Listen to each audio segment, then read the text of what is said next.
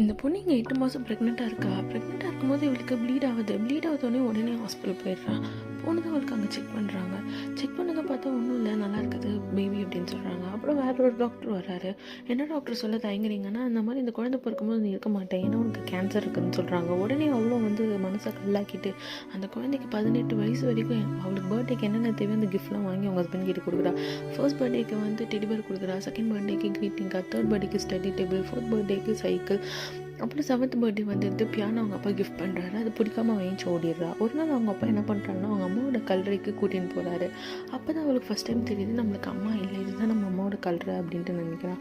அதுக்கப்புறம் என்ன ஆயிடுனா, இவள் பெரிய பொண்ணு ஆகிடுறா. இவளோட 18th பர்த்டே செலிப்ரேட் பண்ணுறதுக்கு காரில் சண்டை போட்டுட்ருக்கா. இப்போ என்னத்துக்கு இப்படி பண்ணுறான்னா, ஏன்னா இதுதான் லாஸ்ட் டைம் அம்மாவோட பர்த்டே கிஃப்ட், 18 வயசு ஆயிடுச்சு எனக்கு அப்படின்னு சொல்லிட்டு அந்த கார்லேருந்து கோமா இறங்கி போயிடுது.